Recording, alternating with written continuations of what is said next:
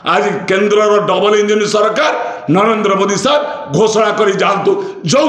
सबु स्तर में आपण मैंने प्रशंसित हे यही आशा यही विश्वास मोर अच्छी। मु विद्याधर महांती ओडिशा भत्ता प्रदान संघर्ष समितिर राज्य सभापति। आज भारत वर्षर प्रधानमंत्री ओडिशा रे आज तृतीय दिन कहते मोर बंधु जने बीजेपी प्रवक्ता बंधु मुझे अभिनंदन जनाऊँगी। नेहरू बेले कौन प्रधानमंत्री ओडिशा रे 3 दिन रही ना ये हूँ भारत वर्षर प्रथम प्रधानमंत्री जे ओडिशा रे 3 दिन आम घरे रही आम घरे आम गहन रही आमको भलरे रखापी ना आम पाखर अच्छा ओडिशा को बर्बाद करने आम पाखर रही आमको निर्वाचन देइथिबा संकल्प पत्र को समीक्षा करने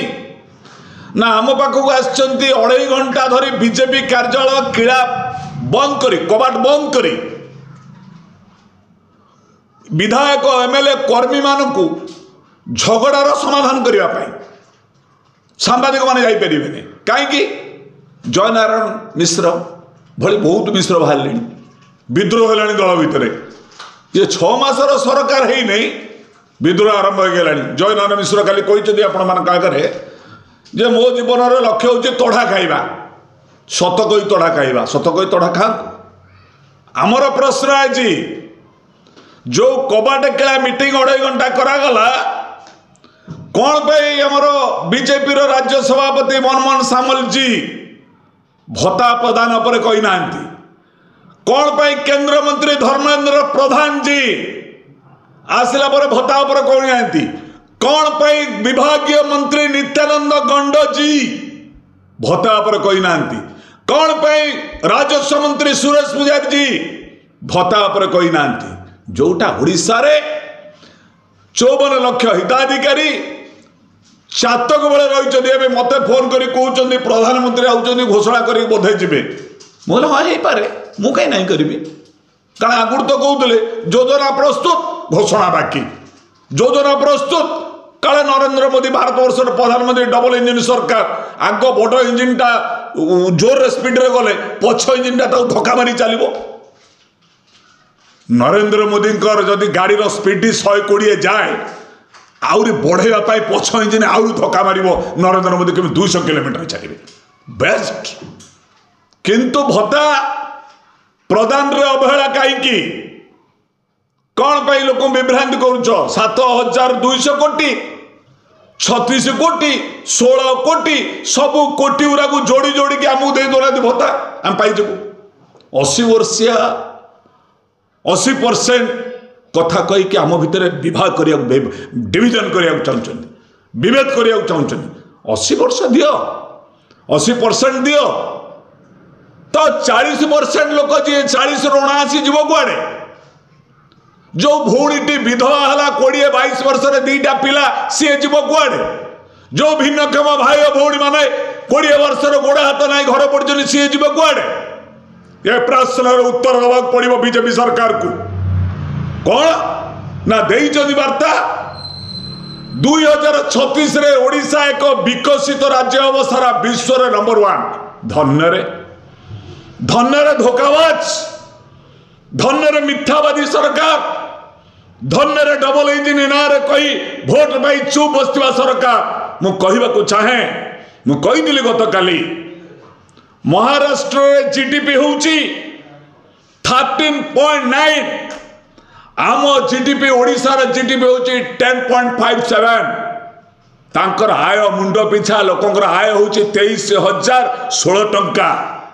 आम मुंड पिछा आय होची 8,924 टंका दीज आर द डिफरेंस तांको मुंड पिछा आय अधिका थिला बळे से राज्य सरकार यही इंजिन सरकार डबल इंजिन सरकार बीजेपी सरकार लाडली बहन जो सुभद्रार अन्य रूप हूँ लाडली जमती पुरी काकटपुर रे माँ मंगला आम केउझर जिलार घटगार होती माँ तारिणी सेठी होती लाडली बहन ओडिशा होती सुभद्रा आमे 5 वर्ष पाइबू 50,000 सी 5 वर्ष पाइबे 1,26,000 तेलिया मुंडर तेल जार खाइबा को दरकार नहीं ता कदर अधिका दौरान राज्य सरकार ढालुंट कहीं ना मुझे नहीं कही से कौन 2.5 वर्ष भोट दौरान साधारण निर्वाचन नरेंद्र मोदी की ओडिशा लोक 5 वर्ष थरे दौरान आज ये प्रसंग उठिबो विधानसभा 6 तारिख दिन माननीय मंत्री प्रस्तुत हूँ उत्तर देवाई 6 तारिख दिन विभाग मंत्री नित्यानंद गंड जी विधानसभा कहतु 54 लाख हिताधिकारी कौन कर 80% 80 वर्ष दिंतु तुरंत दिंतु किंतु समस्त कौन कर विधवा भौणी कौन कर असहाय महिला कर गोड़ हाथ ना दिव्यांग भाई भौणी मान कौन कर दुष्ट कलाकार कौन कर जड़े बुणाकार कौन कर समस्त स्कीम आणवे नचे जदि विधानसभा 6 तारिख न आसे आमे प्रस्तुत हबु सबु जिलार भाई मान को आह्वान दूची प्रस्तुत होतु गाड़ी सह हुईल गाड़ी रे चली चली आसबे हुईल गाड़ी चले चले आसी राजधानी पीएमजी रे पहुंचबे कहबे सरकार तुरंत भत्ता दियो न आगामी दिन में गाँ गहली समस्त को अटक रखा बाध्य हो ये आमर प्रयास नचेत सरकार निजर जो धोखाबाजी करोडिशा 2036 मसीह 100 वर्ष पूर्ति पालन अवसर में आम एक विकसित राज्य करूँ नंबर 1 हम विश्व में कौन विकसित हम मो घरे खाइबा ना ढमणा शोची खट तले मत बुझौच विकसित मुंड पिछा आय 23,000 16 टंका महाराष्ट्र में सी पाइब 1,26,000 मोर मुंड पिछा आय हूँ 8,924 मु पाइबी 50,000 मत विकसित राष्ट्र से कौच राज्य धोखाबाज करेंगे नहीं धोखाबाज को सामना करने गले समस्त घोषणा करंतु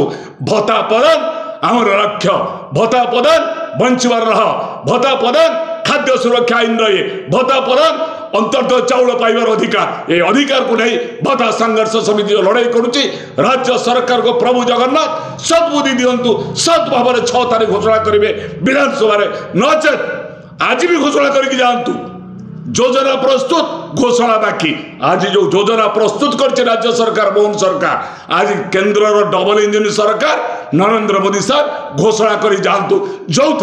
सबु स्तर में आपण मैंने प्रशंसित हे यही आशा यही विश्वास मोर अच्छी।